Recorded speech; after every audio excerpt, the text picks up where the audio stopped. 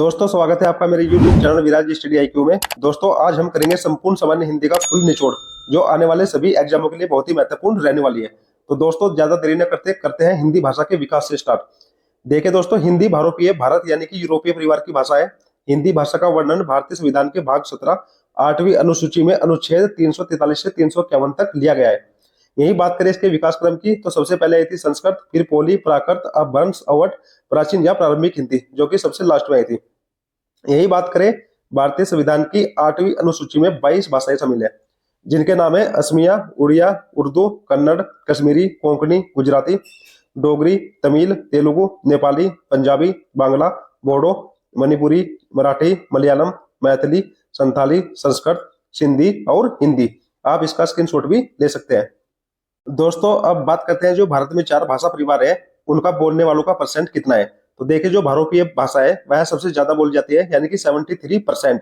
ये आपको याद रखना है। दूसरी भाषा है दोस्तों द्रविड़, ये 25% बोली जाती है। ऑस्ट्रिक ये 1.3% बोली जाती है। और सबसे लास्ट है चीनी या तिब्बती, ये 0.7% बोली जाती है। कभी कभी क्वेश्चन बनता है कि कौन सी भाषा परिवार की भाषा सबसे ज्यादा बोली जाती है, तो आपको याद रखना है भारतीय, जो कि 73% है। और वही बात करें सबसे कम कौन सी बोली जाती है, तो बोली जाती है चीनी या तिब्बती, जिसका परसेंट है 0.7%। ये भी आपको याद रखना है। अब बात करते हैं दोस्तों अपभ्रंश के भेद और आधुनिक भारतीय आर्य भाषाएं। जैसे सोर श्रेणी से ली गई है पश्चिमी हिंदी, राजस्थानी, गुजराती, आप देख सकते हैं। वहीं अर्धमागधी की बात करें, इससे पूर्वी हिंदी। मागधी से बात करें बिहारी, उड़िया, बांग्ला, असमिया। और खस से बात करें, खस में आती है पहाड़ी, जो सोर श्रेणी से प्रभावित है। वही बात करें बराचंड की, तो इससे पंजाबी सोर श्रेणी से प्रभावित है। और सिंधी महाराष्ट्र में आएगी मराठी, मराठी भी आपको याद रखनी है। यही बात करें दोस्तों हिंदी शब्द किस भाषा का है, तो आपको याद रखना है फारसी भाषा का है। हिंदी की आदि जननी क्या है, जैसे मैंने पीछे बताया था संस्कृत से स्टार्ट हुई थी भाषा, ठीक है। हिंदी दिवस कब मनाया जाता है, 14 सितंबर को, ये भी आपको याद रखना है। मग ही किस उपभाषा की बोली है, बिहारी की, ये भी आपको याद रखना है। दक्षिण भारत हिंदी प्रचार सभा का मुख्यालय कहाँ स्थित है, तो दोस्तों यह है चेन्नई में, ये भी आपको याद रखना है। अब भ्रंश काल वाल्मीकि के रचनाकार कौन है, तो स्वयंभू, ये भी आपको याद रखना है। हिंदी के विकास के लिए निर्देश दिए गए हैं, तो दोस्तों ये दिए गए हैं अनुच्छेद 351 में, ये भी आपको याद रखना है। आप इसका स्क्रीनशॉट भी ले सकते हैं। अब बात करते हैं दोस्तों जो व्यंजन होता है उनकी संख्या होती है 39। आप कंफ्यूज मत होना, जो मूल व्यंजन है, मूल व्यंजन की संख्या होती है 33, जो आप सभी सोच रहे होंगे, ठीक है। ये आपको याद रखना है। इसमें अब बात करें वर्ग कौन कौन से हैं और वर्ण के नाम क्या क्या है, कौन कौन सी संख्या है, कितने व्यंजन वर्ण ले गए हैं, मैं आपको बता दूं। यहाँ पर जो वर्ग है, क्या वर्ग, क्या वर्ग का नाम है कंठ है, च वर्ग का नाम है तालव है, ट वर्ग का नाम है मूर्धन है, त वर्ग का नाम है दंत है, और प वर्ग का नाम है ओष्ठ है। और इसमें जो व्यंजन वर्ण आते हैं, ये क ख ग घ, ये कंठ हो गई। तालवे में च छ ज झ अ, मूर्धने में ट ठ ड ढ ण, दंत में त थ द ध न, ओष्ठे में प फ ब भ म। इन सभी की संख्या होती है 25। स्पर्श व्यंजन भी इनको बोलते हैं। जैसे आप देख सकते हैं स्पर्श व्यंजनों की कुल संख्या कितनी हो गई, 25। ये आपको याद रखना है। अब बात दोस्तों इसमें करते हैं अंतस्थ है की, इसमें आएंगे य र ल व, इनकी संख्या होती है 4। उसमें जो व्यंजन होते हैं उनकी होती है बड़ा सा है, पेट बड़ा सा, छोटा सा है 4। तो टोटल मिलाकर कितने हो गए, 25 और 8 33, यानी कि मूल व्यंजनों की कुल संख्या कितनी हो गई 33, और टोटल व्यंजनों की संख्या कितनी हो गई 39। जैसे आप देख सकते हैं 39 कैसे हुई, इसमें 4 संयुक्त व्यंजन मिल गए, जैसे कि अक्षत्र अज्ञाश्रय और द्विगुण व्यंजन डैट है, ये 2 मिल गए। तो 33 और 6 कितने हो गए 39। इसका आप स्क्रीनशॉट ले सकते हैं। अब बात करते हैं दोस्तों जो विश्व हिंदी सम्मेलन हुए थे उनकी और कब हुए। तो पहला हुआ था नागपुर भारत में, ये हुआ था 10 से 12 जनवरी 1975 को, आप देख सकते हैं। दूसरा हुआ था पोर्ट लुइस मॉरिशस में, जो कि 28 से 30 अगस्त 1976 तक था। तृतीय हुआ था नई दिल्ली में 28 से 30 अक्टूबर 1983 में। और चौथा हुआ था पोर्ट लुइस मॉरिशस में, ये हुआ था दिसंबर 1993 में। वही बात करें पांचवे की, तो ये पोर्ट ऑफ स्पेन में हुआ था, जो कि अप्रैल 1996 में हुआ था। छठा सम्मेलन हुआ था दोस्तों लंदन यूके, जो हुआ था सितंबर 1999, ठीक है, ये भी आपको याद रखना है। वही बात करें सातवें की, तो सातवां हुआ था सुरीनाम में, जो कि हुआ था 2003 में। आठवां हुआ था न्यूयॉर्क अमेरिका में, जो कि 2007 में हुआ था। और नौवां हुआ था जोहान्सबर्ग दक्षिण अफ्रीका, ये हुआ था सितंबर 2012 में। वही बात करें 10वें की, तो ये हुआ था भोपाल भारत में, जो कि 2015 में हुआ था। वही बात करें 11वें की, ये भी मॉरिशस में हुआ था 2018 में। इन सभी का भी आप स्क्रीनशॉट ले सकते हैं। दोस्तों अब संपूर्ण हिंदी के हम ऑब्जेक्टिव क्वेश्चन करेंगे, उसके बाद करेंगे वन लाइनर क्वेश्चन, जिसमें कि पूरी हिंदी आपकी कंप्लीट हो जाएगी। आप वीडियो शुरू से आखिर तक जरूर देखना। तो दोस्तों पहले क्वेश्चन से स्टार्ट करते हैं। 12वां विश्व हिंदी सम्मेलन 2023 कहाँ हुआ था, तो दोस्तों ये हुआ था फिजी में। ऑप्शन नंबर ए इसका सही उत्तर होगा। क्वेश्चन नंबर 2 में पूछा गया है भाषा की सबसे छोटी इकाई क्या है? तो भाषा की सबसे छोटी इकाई होती है वर्ण। ऑप्शन नंबर सी इसका सही उत्तर होगा। क्वेश्चन नंबर 3 है निम्न में अल्प प्राण व्यंजन कौन सा है?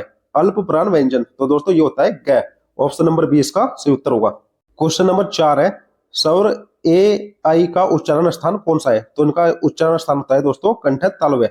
ऑप्शन नंबर सी इसका सही होगा। क्वेश्चन नंबर 5 है इनमें से कौन सभी स्पर्श व्यंजन के समूह में शामिल है? जैसे मैंने आपको पीछे बताया था स्पर्श व्यंजन होते हैं दोस्तों क च प द। ऑप्शन नंबर सी इसका सही उत्तर होगा। क्वेश्चन नंबर 6 है हिंदी वर्णमाला में अंग और अह क्या है? तो दोस्तों ये होते हैं अयोग्यवाह। ऑप्शन नंबर सी इसका सही उत्तर होगा। अगर यही अकेला पूछे कि अह क्या है तो दोस्तों ये होगा विसर्ग। ये भी आपको याद रखना है, जब दोनों की बात करें तब ये अयोग्यवाह कहलाएंगे। क्वेश्चन नंबर 7 है हिंदी की मूर्धन्य ध्वनियां कौन कौन सी है? तो हिंदी की जो मूर्धन्य ध्वनियां होती है वो होती है ट ठ ड ढ। ऑप्शन नंबर बी इसका सही उत्तर होगा। क्वेश्चन नंबर 8 है ड और ढ को क्या कहा जाता है? तो ड ढ को बोलते हैं दोस्तों विकसित वर्ण। ऑप्शन नंबर सी इसका सही उत्तर होगा।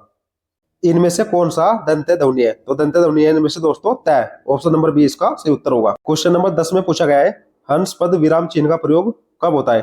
तो हंस पद विराम चिन्ह का प्रयोग होता है लिखने में अक्षर छूटने का संकेत देने के लिए। ऑप्शन नंबर डी इसका सही उत्तर होगा। और हंस पद विराम चिन्ह का जो साइन होता है वो होता है दोस्तों ये वाला, ये भी आप देख सकते हैं। क्वेश्चन नंबर 11 आप सभी जानते ही होंगे कि इनमें से कौन सा विराम चिन्ह ऐसा है जो हिंदी में अंग्रेजी भाषा से नहीं लिया गया है? हिंदी में मतलब अंग्रेजी भाषा से नहीं लिया गया है तो दोस्तों होता है पूर्ण विराम। ऑप्शन नंबर डी इसका सही उत्तर होगा। और पूर्ण विराम का साइन क्या है? ये वाला, ये भी आप देख सकते हैं। क्वेश्चन नंबर 12 में पूछा गया है आकाश पाताल के बीच लगने वाला जो ये साइन दिखाई दे रहा है, विराम चिन्ह दिखाई दे रहा है, ये चिन्ह क्या है? तो ये चिन्ह होता है दोस्तों योजक चिन्ह। ऑप्शन नंबर सी इसका सही उत्तर होगा। यानी कि योजक चिन्ह का मतलब होता है जोड़ना। क्वेश्चन नंबर 13 है पूर्ण विराम के स्थान पर एक अन्य चिन्ह भी प्रचलित है, इसमें से वह चिन्ह कौन सा है? तो वह चिन्ह होता है दोस्तों फुल स्टॉप। फुल स्टॉप को ही पूर्ण विराम बोलते हैं। आइए दोस्तों विराम चिन्ह से लेकर कुछ महत्वपूर्ण बिंदु जान लेते हैं। विराम का अर्थ होता है ठहराव, ये आपको याद रखना है। श्री कामता प्रसाद गुरु के अनुसार विराम चिन्हों की संख्या है 20। ये बहुत इंपॉर्टेंट है, ये भी आपको याद रखना है। पूर्ण विराम का प्रयोग किया जाता है वाक्य के अंत में, आप सभी को पता ही होगा। नेक्स्ट है निर्देशक चिन्ह का प्रयोग किया जाता है संकेत के लिए, ये भी आपको याद रखना है। अल्प विराम का चिन्ह आप देख सकते हैं, अर्ध विराम का चिन्ह भी आप देख सकते हैं, विवरण चिन्ह, अवतरण चिन्ह, उद्धरण चिन्ह, लाघव या संक्षेप चिन्ह, जो कि सभी बड़ी बातों को छोटे में लिखा जाता है, जिसका साइन ये होता है। आप इसका स्क्रीनशॉट भी ले सकते हैं। क्वेश्चन नंबर 14 है शुद्ध वर्तनी का चयन करें। तो शुद्ध वर्तनी दोस्तों इसमें से है अक्षेत्र, कैसे बनेगा? ऑप्शन नंबर 1 की तरह, ठीक है, ये भी आपको याद रखना है। क्वेश्चन नंबर 15 में फिर पूछा गया है शुद्ध वर्तनी का चयन करें। तो रासायनिक, रासायनिक इसमें से बी ऑप्शन सही है, ये आप देख सकते हैं। क्वेश्चन नंबर 16 में इसमें अध्येता बताना है, ठीक है, तो अध्येता बनता है दोस्तों ऑप्शन ए की तरह अध्येता, ये भी शुद्ध वर्तनी है। यहाँ पर मैंने हिंदी के जितने भी चैप्टर है सभी इसमें कवर किए हैं, ठीक है, ऑप्शन नंबर ए इसका सही उत्तर होगा। शुद्ध वर्तनी का फिर चयन करना है ज्योत्सना, तो ज्योत्सना बनता है दोस्तों ऑप्शन बी की तरह, ये भी आप देख सकते हैं। क्वेश्चन नंबर 18 है आजकल आयुर्वेदिक औषधियों की विश्वसनीयता बढ़ती है। क्वेश्चन नंबर 18 है आजकल आयुर्वेदिक औषधियों की विश्वसनीयता बढ़ रही है। तो आयुर्वेदिक कैसे बनेगा? आयुर्वेदिक, तो ऑप्शन नंबर बी की तरह, ये भी इसका सही उत्तर होगा। क्वेश्चन नंबर 19 है दयानंद में प्रयुक्त संधि का नाम है। तो दयानंद में दोस्तों दीर्घ संधि, option number B. Question number 20 है इनमें कौन सौर संधि का उदाहरण है? तो सौर संधि का उदाहरण है पवन, ऑप्शन नंबर डी इसका सही उत्तर होगा। क्वेश्चन नंबर 21 है आशीर्वाद का सही संधि विच्छेद है। तो आशीर्वाद बनता है दोस्तों आशीर प्लस वाद, यानी कि ऑप्शन नंबर बी, आशी में विसर्ग लग गया प्लस वाद, तो ये आपको याद रखना है option number B. Question number 22 है परोपकार में प्रयुक्त संधि का नाम बताइए। तो परोपकार में होती है दोस्तों गुण संधि, ऑप्शन नंबर बी इसका सही उत्तर होगा। और ये सौर संधि के प्रकार है, ये भी आपको याद रखना है। क्वेश्चन नंबर 23 है निम्नलिखित में से तद्भव शब्द कौन सा है? तो तद्भव में दोस्तों काज, जो कि देशीय शब्द है, ऑप्शन नंबर सी इसका सही उत्तर होगा। क्वेश्चन नंबर 24 है लक्ष्य का तद्भव शब्द बताइए। तो लक्ष्य का तद्भव शब्द है लाख, ऑप्शन नंबर डी इसका सही उत्तर होगा। लक्ष्य को बोलते हैं लाख, ये भी आपको याद रखना है। क्वेश्चन नंबर 25 बहुत ही महत्वपूर्ण क्वेश्चन है मंत्रकारी शब्द का तद्भव रूप क्या होगा? मंत्रकारी, तो मंत्रकारी को बोलते हैं दोस्तों मदारी, ऑप्शन नंबर ए इसका सही उत्तर होगा। क्वेश्चन नंबर 26 है पर्ण का तद्भव शब्द क्या है? तो पर्ण को बोलते हैं पत्र, ऑप्शन नंबर ए इसका सही उत्तर होगा। क्वेश्चन नंबर 27 है अमृत का पर्यायवाची शब्द है। तो अमृत का पर्यायवाची शब्द है सुधा, ऑप्शन नंबर बी इसका सही उत्तर होगा। क्वेश्चन नंबर 28 आपको पता ही होगा अरविंद का पर्यायवाची शब्द है। तो अरविंद बोलते हो कमल को, ऑप्शन नंबर सी इसका सही उत्तर होगा। क्वेश्चन नंबर 29 है परसुन का पर्यायवाची शब्द है। तो परसुन बोलते हैं पुष्प, यानी कि फूल को, ऑप्शन नंबर बी इसका सही उत्तर होगा। क्वेश्चन नंबर 30 है, तनु का पर्यायवाची शब्द है, तो तनु बोलते हैं शरीर को। ऑप्शन नंबर ए इसका सही उत्तर होगा। क्वेश्चन नंबर 31 है, इनमें से मोर का पर्यायवाची शब्द है, तो मोर का पर्यायवाची शब्द है कलापी। ऑप्शन नंबर ए इसका सही उत्तर होगा। क्वेश्चन नंबर 32 बहुत महत्वपूर्ण क्वेश्चन है, अनूढ़ा का पर्यायवाची शब्द क्या है? अनूढ़ा बोलते हैं दोस्तों कुमारी को। ऑप्शन नंबर डी इसका सही उत्तर होगा। क्वेश्चन नंबर 33 है, निम्नलिखित में से सरस्वती शब्द का पर्यायवाची नहीं है, तो सरस्वती शब्द के पर्यायवाची शब्द होते हैं शारदा भी बोलते हैं, वागेश्वरी भी बोलते हैं और भारती बोलते हैं, तो ऑप्शन नंबर डी ये इसका सही उत्तर नहीं है। ठीक है, ये आपको याद रखना है। क्वेश्चन नंबर 34 है, दो अथवा दो से अधिक शब्दों से मिलकर बने हुए नए सार्थक शब्द को क्या कहते हैं? तो दोस्तों इसको बोलते हैं समास। ऑप्शन नंबर बी इसका सही उत्तर होगा। क्वेश्चन नंबर 35 है, निम्न में से क्रमधारय समास किसमें है? तो क्रमधारय समास से दोस्तों इनमें से नीलोत्पलम। ऑप्शन नंबर सी इसका सही उत्तर होगा। क्वेश्चन नंबर 36 है, चौराहा में कौन सा समास है? तो चौराहा में होता है दोस्तों द्विगु समास। ऑप्शन नंबर डी इसका सही उत्तर होगा। क्वेश्चन नंबर 37 है, निम्न में से एक शब्द में द्विगु समास है, चयन करें। तो द्विगु समास है दोस्तों इनमें से भूदान में। ऑप्शन नंबर बी इसका सही उत्तर होगा। क्वेश्चन नंबर 38 है, अव्ययभाव समास का एक उदाहरण यथाशक्ति का सही विग्रह क्या होगा? यानी कि यथाशक्ति को क्या बोलते हैं? तो दोस्तों यथाशक्ति को बोलते हैं शक्ति के अनुसार। ऑप्शन नंबर सी इसका सही उत्तर होगा। क्वेश्चन नंबर 39 है, परमेश्वर में कौन सा समास है? तो परमेश्वर में होता है क्रमधारय समास। ऑप्शन नंबर बी इसका सही उत्तर होगा। क्वेश्चन नंबर 40 है, चतुर्भुज में कौन सा समास है? जैसे कि आपको पता ही लग रहा होगा, चतुर्भुज चार भुजा वाला, तो इसमें होता है बहुवीर्य समास। ऑप्शन नंबर बी इसका सही उत्तर होगा। क्वेश्चन नंबर 41 है, आलोक का विलोम शब्द है, तो आलोक को बोलते हैं अंधकार। ठीक है, विलोम शब्द में, जबकि इसका सही उत्तर होता है आलोक का उजाला। तो उजाला का विलोम शब्द क्या हुआ? अंधकार। तो आलोक का विलोम शब्द इसमें पूछा गया है, जिसका उत्तर है अंधकार। ऑप्शन नंबर सी इसका सही उत्तर होगा। क्वेश्चन नंबर 42 है, मौखिक का विलोम शब्द क्या है? तो मौखिक का होता है लिखित। ऑप्शन नंबर ए इसका सही उत्तर होगा। क्वेश्चन नंबर 43 है का विलोम शब्द क्या है? तो देखिए दोस्तों, है का विलोम शब्द होता है ग्राह्य। ऑप्शन नंबर डी इसका सही उत्तर होगा। क्वेश्चन नंबर 44 है, कलुष का विलोम शब्द क्या है? तो कलुष का विलोम शब्द होता है निष्कुलुष। ऑप्शन नंबर सी इसका सही उत्तर होगा। क्वेश्चन नंबर 45 है, एकाधिकार का विलोम शब्द क्या है? तो एकाधिकार का विलोम शब्द है दोस्तों सर्वाधिकार। ऑप्शन नंबर बी इसका सही उत्तर होगा। क्वेश्चन नंबर 46 है, अस्थायी भाव की कुल संख्या कितनी है? तो अस्थायी भाव की कुल संख्या होती है 9। ऑप्शन नंबर ए इसका सही उत्तर होगा। क्वेश्चन नंबर 47 में पूछा गया है, सर्वश्रेष्ठ रस किसे माना जाता है? तो सर्वश्रेष्ठ रस कहते हैं दोस्तों श्रृंगार रस। ऑप्शन नंबर बी इसका सही उत्तर होगा। क्वेश्चन नंबर 48 है, ट ठ ड ढ वर्णों के प्रयोग का संबंध काव्य के किस गुण से है? तो दोस्तों ट ठ ड ढ इनको बोलते हैं ओज। ऑप्शन नंबर बी इसका सही उत्तर होगा। क्वेश्चन नंबर 49 है, जिस छंद में वर्णिक या मात्रिक प्रतिबंध न हो वह छंद क्या कहलाता है? तो उसको बोलते हैं मुक्त छंद। ऑप्शन नंबर सी इसका सही उत्तर होगा। क्वेश्चन नंबर 50 है, निराला की कविता जूही की कली उदाहरण है, तो यह दोस्तों मुक्त छंद का उदाहरण। ऑप्शन नंबर सी इसका सही उत्तर होगा। क्वेश्चन नंबर 51 है, तरिन तनुजा तट तमाल तरुवर छाये में कौन सा अलंकार है? तो दोस्तों इसमें है अनुप्रास अलंकार। ऑप्शन नंबर ए इसका सही उत्तर होगा। क्वेश्चन नंबर 52 है, चरण कमल बंदो हरि राय में कौन सा अलंकार है? तो इसमें है रूपक अलंकार। ऑप्शन नंबर सी इसका सही उत्तर होगा। क्वेश्चन नंबर 53 है, संदेशनी मधुवन कूप भरे में कौन सा अलंकार है? तो देखिए दोस्तों, यहाँ पर बात को बढ़ा चढ़ाकर कहा गया है, तो यहाँ पर होगा अतिशयोक्ति अलंकार। ऑप्शन नंबर डी इसका सही उत्तर होगा। क्वेश्चन नंबर 54 है, जहां बिना कारण के कार्य का होना पाया जाता है वहां कौन सा अलंकार होता है? तो वहां होता है विभावना अलंकार। ऑप्शन नंबर सी इसका सही उत्तर होगा, विभावना। ये आपको याद रखना है। क्वेश्चन नंबर 55 है, जहां उपमेय में अनेक उपमानों की शंका होती है वहां कौन सा अलंकार होता है? तो देखिए दोस्तों, यहाँ शंका की बात करी गई है, जिसमें होता है संधि अलंकार। ऑप्शन नंबर डी इसका सही उत्तर होगा। क्वेश्चन नंबर 56 है, उस तपस्वी से लंबे थे देवदार दो चार खड़े, इस पंक्ति में कौन सा अलंकार है? तो इसमें दोस्तों प्रतीप अलंकार।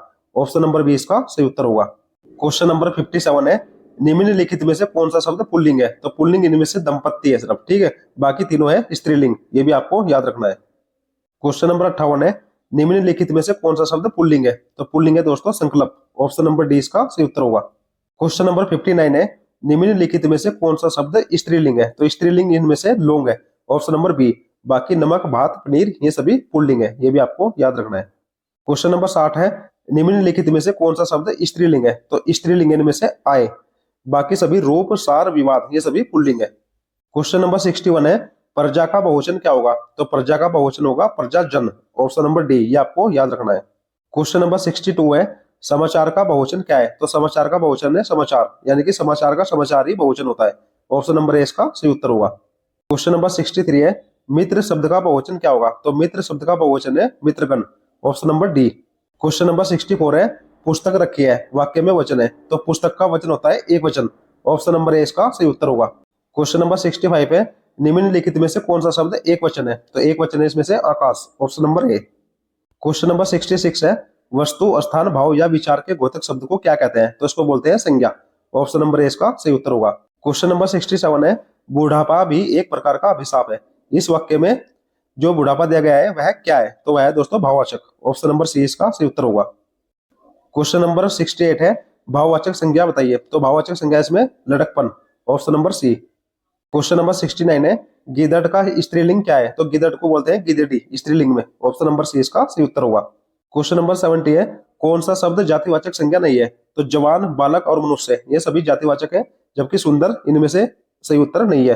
तो ऑप्शन नंबर सी इसका सही उत्तर होगा। क्वेश्चन नंबर 71 है, निम्न में से कौन सा शब्द व्यक्तिवाचक संज्ञा है? तो यह है Yamuna. Option number C. Question number 72 है, संज्ञा के स्थान पर प्रयुक्त होने वाले शब्द क्या कहलाते हैं? ये बोलते हैं सर्वनाम को। ऑप्शन नंबर ए इसका सही उत्तर होगा। क्वेश्चन नंबर 73 है, सर्वनाम कितने प्रकार के होते हैं? तो ये होते हैं 6 प्रकार के। Option number C. और संज्ञा होती है 5 प्रकार की, ये भी आपको याद रखना है। क्वेश्चन नंबर 74 है, संबंधवाचक सर्वनाम बताइए। तो संबंधवाचक सर्वनाम होता है जो। ऑप्शन नंबर सी इसका सही उत्तर होगा। क्वेश्चन नंबर 75 है, इनमें से गुणवाचक विशेषण कौन सा है? तो गुणवाचक विशेषण है नया। ऑप्शन नंबर बी इसका सही उत्तर होगा। क्वेश्चन नंबर 76 है, संस्कृति का विशेषण क्या है? तो संस्कृति का विशेषण होता है सांस्कृतिक। ऑप्शन नंबर डी इसका सही उत्तर होगा। क्वेश्चन नंबर 77 है, रचना की दृष्टि से क्रिया के कितने भेद हैं? तो क्रिया के हैं 2 भेद।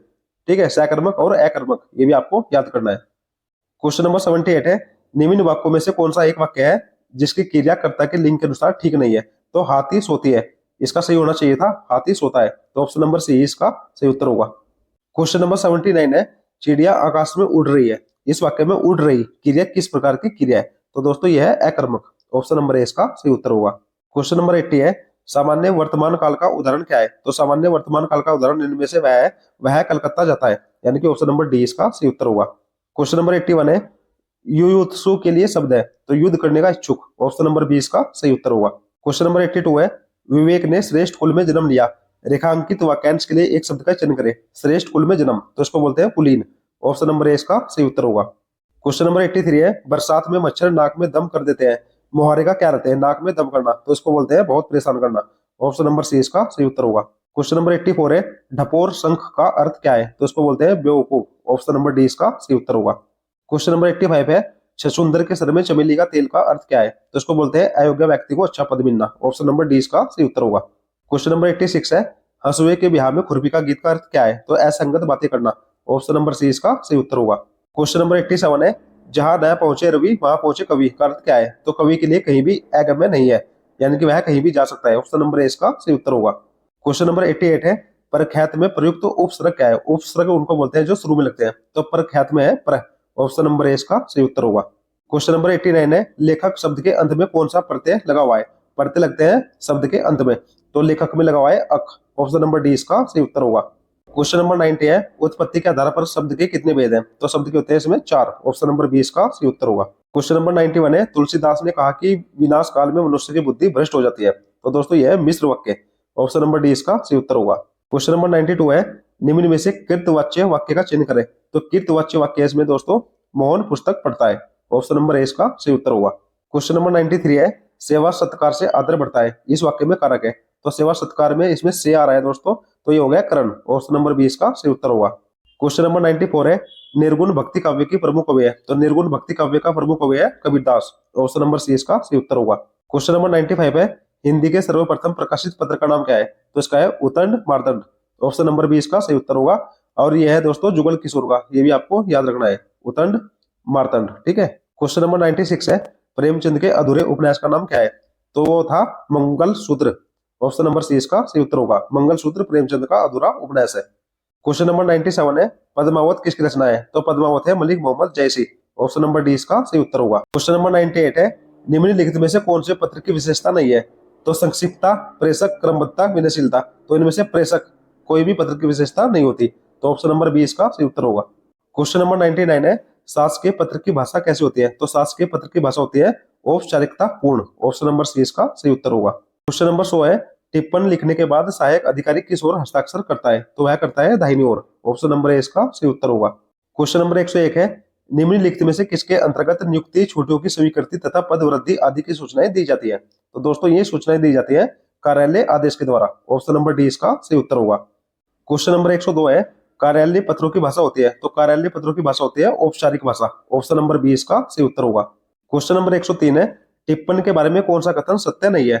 तो मूल पत्र पर ही लिखा गया हो। तो मूल पत्र पर कभी भी टिप्पण नहीं लिखा जाता।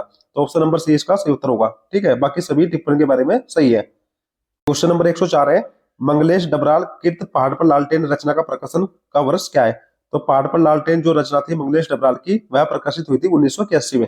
ऑप्शन नंबर ए इसका सही उत्तर होगा। क्वेश्चन नंबर 105 है, नाटक जारी है, इसके रचनाकार कौन है? तो नाटक जारी है ये लिखी थी Leeladhar Jagudi. Option number C इसका सही उत्तर होगा। क्वेश्चन नंबर 106 है, दो दुखों का एक सुख रचना किसकी है? तो दो दुखों का एक सुख रचना है शैलेश मटियानी। ऑप्शन नंबर ए इसका सही उत्तर होगा। देखिए दोस्तों, अब जितने भी क्वेश्चन बाकी बचे हैं वे मैंने सब वन लाइनर में लिए हैं। ठीक है, इसलिए जितने भी महत्वपूर्ण बिंदु सामान्य हिंदी से संबंधित होंगे मैं उन सभी को आपको कराऊंगा। तो पहले ही में बात करते हैं, वर्तनी या अक्षरी किसे कहते हैं? तो वर्तनी या अक्षरी कहते हैं लिखने की रीति को। ये भी आपको याद रखना है। दूसरा क्वेश्चन है, वर्तनी को उर्दू में क्या कहते हैं? वर्तनी को उर्दू में बोलते हैं हिज्जे। तीसरा है, दो समीपवर्ती वर्णों के मेल को कहते हैं संधि। चौथा है, दो या दो से अधिक शब्दों के मेल को कहते हैं समास। तो संधि समास में आप यहाँ पर अंतर देख सकते हैं। क्वेश्चन नंबर 5 है, संधि शब्द है। तो संधि शब्द है संस्कृत का। क्वेश्चन नंबर 6 में पूछा गया है, हिंदी शब्द है। तो हिंदी शब्द है दोस्तों फारसी का। नेक्स्ट क्वेश्चन है, संधि में विच्छेद तथा समास में विग्रह करते हैं। ये भी आपको याद रखना है। बात करें संधि कितने प्रकार की होती है? 3 प्रकार की, सौर संधि, व्यंजन संधि, विसर्ग संधि। क्वेश्चन नंबर 9 है, सौर संधि के कितने प्रकार है? तो सौर संधि होती है 5 प्रकार की, दीर्घ, गुण, वृद्धि, यन और अयादी संधि। ये भी आपको याद रखना है। क्वेश्चन नंबर 10 है, वर्णों के सार्थक समूह को क्या कहते हैं? तो वर्णों के सार्थक समूह को कहते हैं शब्द। नेक्स्ट है, जो शब्दांश शब्दों के आदि यानी कि शुरू में जुड़ते हैं वे क्या कहलाते हैं? उपसर्ग। संस्कृत के उपसर्ग है 21, हिंदी के उपसर्ग है 13 और अंग्रेजी के उपसर्ग है 6। ये भी आपको याद रखने हैं। यही बात करें उर्दू व फारसी के उपसर्ग, तो उर्दू व फारसी के उपसर्ग होते हैं 19। शब्दों के अंत में जुड़े शब्दांश क्या कहलाते हैं? प्रत्यय। प्रत्यय के भेद होते हैं दोस्तों 2, कृत प्रत्यय और तद्धित प्रत्यय। ये भी आपको याद रखना है। कृत प्रत्यय की संख्या होती है 42 और तद्धित प्रत्यय की संख्या होती है 50। ये भी आपको याद रखने हैं। क्वेश्चन नंबर 20 है, कृत प्रत्यय जुड़ते हैं क्रिया या धातु से, तद्धित प्रत्यय जुड़ते हैं संज्ञा, सर्वनाम या विशेषण से। ये दोनों आपको याद रखने हैं। समास का शाब्दिक करते हैं संक्षेप। समास रचना में प्राय पद कितने होते हैं? 2, पूर्व पद व उत्तर पद। ये आपको पता ही होगा। समास के प्रकार कितने हैं? 6। ये भी आपको याद रखना है। वही बात करें सर्वनाम की, उनके प्रकार भी 6 होते हैं और संज्ञा के 5। क्वेश्चन नंबर 25 है, तत्पुरुष समास कितने प्रकार के होते हैं? तो तत्पुरुष समास होते हैं 6 प्रकार के। उत्पत्ति, स्रोत, इतिहास के आधार पर शब्द के प्रकार हैं 5। ये आपको याद रखना है। बहुत ही महत्वपूर्ण क्वेश्चन है, कल पूछा जा सकता है। ठीक है, तो 5 कौन से हैं? तत्सम, तद्भव, देशी, विदेशी, विदेशी को बोलते हैं आगत भी, और संकर शब्द। वही बात करें व्युत्पत्ति, रचना, बनावट के आधार पर शब्द के प्रकार, तो ये होते हैं 3। कौन से? रूढ़, यौगिक और योग रूढ़। ये भी आपको याद रखना है। वही बात करें रूप या प्रयोग के आधार पर शब्द के प्रकार, ये होते हैं 2 प्रकार के, विकारी और अविकारी। ये भी आपको याद रखना है। क्वेश्चन नंबर 29 है, अर्थ के आधार पर शब्द के कितने भेद हैं? तो अर्थ के आधार पर शब्द के भेद होते हैं 4, एकार्थी, अनेकार्थी, पर्यायवाची और विलोम शब्द। ये आपको याद रखना है। क्वेश्चन नंबर 30 है, वह शब्द जिनमें लिंग, वचन व कारक के आधार पर मूल शब्द का रूपांतरण हो जाता है क्या कहलाते हैं? तो उनको बोलते हैं विकारी शब्द। और जिन शब्दों में प्रयोग में मूल रूप में लिंग, वचन व कारक के आधार में कोई परिवर्तन नहीं होता उनको कहते हैं अविकारी। ये भी आपको याद रखना है। नंबर 32 है, शब्द का वाक्य के अंग के रूप में प्रयोग कहलाता है पद। पद कितने प्रकार के होते हैं? 5 के। कौन से? संज्ञा, सर्वनाम, विशेषण, क्रिया और अव्यय। तो संज्ञा होती है 5 प्रकार की, सर्वनाम होता है 6 प्रकार का, विशेषण होता है 4 प्रकार का, क्रिया होती है 2 प्रकार की और अव्यय होते हैं 4 प्रकार के। वही बात करें लिंग, लिंग के प्रकार है 2, स्त्रीलिंग और पुल्लिंग। वही बात करें लिंग को क्या कहते हैं? इसको बोलते हैं चिन्ह। ठीक है, ये भी आपको याद करना है। क्वेश्चन नंबर 36 में पूछा गया है, अकारांत या इकारांत शब्द होते हैं, ये होते हैं दोस्तों स्त्रीलिंग। आपको याद रखना है। बहुवचन और एक वचन, ये किसका एग्जांपल है? वचन के। तो वचन कितने प्रकार का होता है? 2 का। ठीक है, वही बात करें कारक की, तो कारक होते हैं 8 प्रकार के। और संज्ञा या सर्वनाम का वाक्य के अन्य पदों से संबंध कहलाता है कारक। ये भी बहुत महत्वपूर्ण है, आपको याद रखना है। क्वेश्चन नंबर 40 है, क्रिया के मूल रूप को क्या कहते हैं? धातु। क्रिया कितने प्रकार की होती है? 2 प्रकार की। कौन से? सकर्मक और अकर्मक। ठीक है, क्रिया के कितने उपभेद है? उपभेद होते हैं 6। इनमें कंफ्यूज मत होना दोस्तों, क्रिया के प्रकार 2 होते हैं और क्रिया के उपभेद होते हैं 6। ये आपको याद रखने हैं। वाच्य के कितने प्रकार होते हैं? 3, कीर्तवाच्य, क्रमवाच्य और भववाच्य। काल के कितने प्रकार है? 3, भूतकाल, वर्तमान काल और भविष्य काल। ये भी आपको याद रखना। क्वेश्चन नंबर 45 में पूछा गया है, क्रिया का रूपांतरण क्या कहलाता है? तो क्रिया का रूपांतरण कहलाता है वाच्य। ठीक है, क्वेश्चन नंबर 46 है, जिन शब्दों में लिंग, वचन, पुरुष, कारक आदि के कारण कोई विकार नहीं आता क्या कहलाते हैं? अव्यय। अगला क्वेश्चन है, अव्यय होते हैं अविकारी। ठीक है, दो वाक्यों को परस्पर जोड़ने वाले शब्द क्या कहलाते हैं? समुच्चय बोधक अव्यय। ये भी आपको याद रखना है। क्वेश्चन नंबर 49 है, जिन अवयवों में हर्ष, शोक, घृणा आदि भाव हो, इनका संबंध वाक्य के किस पद से ना हो तो क्या कहलाते हैं? तो इनको बोलते हैं विस्मयबोधक अव्यय। ठीक है, ये आपको याद रखना है। धीरे धीरे शब्द क्या है? यह है दोस्तों अव्यय, क्रिया विशेषण और रीतिवाचक। ये भी आपको याद रखना है। वाक्य में तत्व कितने होते हैं? 6। और अन्वय का अर्थ होता है मेल। ये बहुत इंपॉर्टेंट है, इसको भी आपको याद रखना है। क्वेश्चन नंबर 53 है, वाक्य के अंग दो, उद्देश्य और विधेय। एग्जाम्पल जैसे अनुराग खेलता है, तो अनुराग हो गया इसमें उद्देश्य, और खेलता है ये हो गया विधेय। ये भी आपको याद रखना है। अर्थ के आधार पर वाक्य के भेद होते हैं 8। ये भी आपको याद रखना है। ठीक है, यही बात करें रचना के आधार पर वाक्य के भेद, ये होते हैं 3। और सरल वाक्यों में कितने उद्देश्य और विधेय होते हैं? तो सरल वाक्यों में एक उद्देश्य और एक ही विधेय होता है। ये भी आपको याद रखना है। क्वेश्चन नंबर 57 है, सरल वाक्य प्लस सरल वाक्य मिलकर क्या बनाते हैं? संयुक्त वाक्य। ठीक है, आपको याद रखना है। प्रधान उपवाक्य प्लस आश्रित उपवाक्य मिलकर बनाते हैं मिश्र वाक्य। और उपवाक्य होते हैं दो प्रकार के, कौन कौन से? मुख्य और आकर्षित, यानी कि आश्रित उपवाक्य। ठीक है, ये भी आपको याद रखना है। यही बात करें आश्रित उपवाक्य के प्रकार है 3, कौन कौन से? संज्ञा विशेषण और क्रिया विशेषण। यही बात करें पदबंध के कितने प्रकार है? 4। इसे वाक्यांश भी कहते हैं। तो पदबंध का अलग नाम क्या है? वाक्यांश। ये भी आपको याद रखना है। हिंदी का प्राचीनतम विराम चिन्ह क्या है? तो हिंदी का जो प्राचीन विराम चिन्ह है वह पूर्ण विराम। ठीक है, आपको याद रखना है। मुहारा शब्द है अरबी भाषा का, ये भी आपको याद रखना है। हिंदी में मुहारे को क्या कहते हैं? तो हिंदी में मुहारे को कहते हैं वाग्धारा। ठीक है, बहुत महत्वपूर्ण है, ये भी आपको याद रखना है। यही बात करें नाटक के रूप में प्रयुक्त रस है रस प्रबंध। ठीक है, रस प्रबंध ये आपको याद रखना है, जो नाटक के रूप में यूज होता है। वही बात करें रस पूर्ण वाक्य को कहते हैं काव्य। ये भी आपको याद रखना है। क्वेश्चन नंबर 67 है, मनुस्मृति में रस का प्रयोग किस प्रकार हुआ है? मदिरा के रूप में हुआ है। ठीक है, ये बात करें पारे को कहते हैं रसेश्वर या रसराज। रस क्या होता है? अलौकिक। रस का अर्थ होता है आनंद या निचोड़। ये आपको याद रखने हैं। नेक्स्ट इसमें जो बिंदु है वो है काव्य की आत्मा या प्राण तत्व को कहते हैं रस। ये बहुत ही महत्वपूर्ण क्वेश्चन है, इसको भी आपको याद रखना है। ये बात करें दोस्तों रस के अवयव होते हैं 4, अस्थायी भाव, विभाव, अनुभाव और संचारी। तो अस्थायी भाव की संख्या होती है 9, विभाव की होती है 2, अनुभाव की होती है 8, संचारी या व्यभिचारी की होती है 33। ये भी आपको याद रखना है। वही बात करें विभाव के प्रकार है 2, कौन कौन से? आलंबन व उद्दीपन विभाव। ये भी आपको याद रखना है। यही बात करें दोस्तों रस संप्रदाय का प्रवर्तक कौन होता है? भरतमुनि था। भाव का अर्थ क्या हुआ? होना। ये भी आपको याद रखना है। क्वेश्चन नंबर 76 में पूछा गया है, रस को काव्य की कसौटी किसने कहा? तो ये कहा था विश्वनाथ ने। ठीक है, यही बात करें रसराज या रसपति किसे कहते हैं? संगा रस को। आपको याद रखना है। भरत मुनि ने रस की संख्या कितनी मानी है? 8। ये भी बहुत महत्वपूर्ण है, ये भी आपको याद रखना है।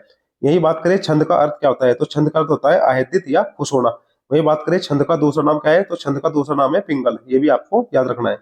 अगला क्वेश्चन है, छंद का सर्वप्रथम उल्लेख हुआ था ऋग्वेद में। छंद क्या है? पद का शास्त्र है। छंद के अंक कितने हैं? 7।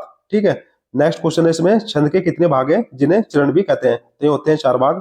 हस्य स्वर वाले व्यंजन वर्ण को कहते हैं लघु। ये भी आपको याद रखना है। 86 में पूछा गया है, लघु के लिए प्रयुक्त चिन्ह है। तो लघु के लिए प्रयुक्त चिन्ह होता है एक पाई रेखा। एक पाई रेखा को फुल स्टॉप जैसा भी बोलते हैं। ठीक है, यानी कि पूर्ण विराम की तरह। ठीक है, ये आप देख सकते हैं। वही बात करें दोस्तों दीर्घ स्वर वाले व्यंजन वर्ण को कहते हैं। तो दीर्घ स्वर वाले व्यंजन वर्ण को कहते हैं गुरु। ये भी आपको याद रखना है।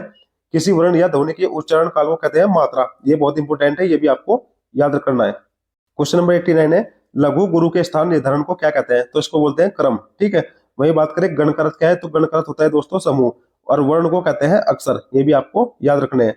वही बात करें गणों की संख्या कितनी है? तो गणों की संख्या है 8। अंतिम 2 वर्ण लघु व गुरु होते हैं। ये बहुत इंपॉर्टेंट है इसमें, ये भी आपको याद रखना है। वही बात करें छंद के पढ़ने के प्रवाह या लय को कहते हैं गति। ये भी आपको याद रखना है। यही बात करें गति का महत्व अधिक है। तो गति का महत्व अधिक है मात्रिक छंद में।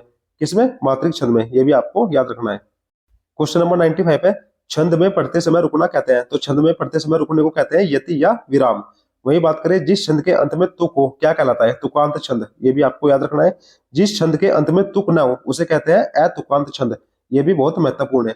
वही बात करें 98 क्वेश्चन की, जिस छंद में वर्णिक या मात्रिक प्रतिबंध न हो क्या कहलाता है? उसको बोलते हैं मुक्त छंद।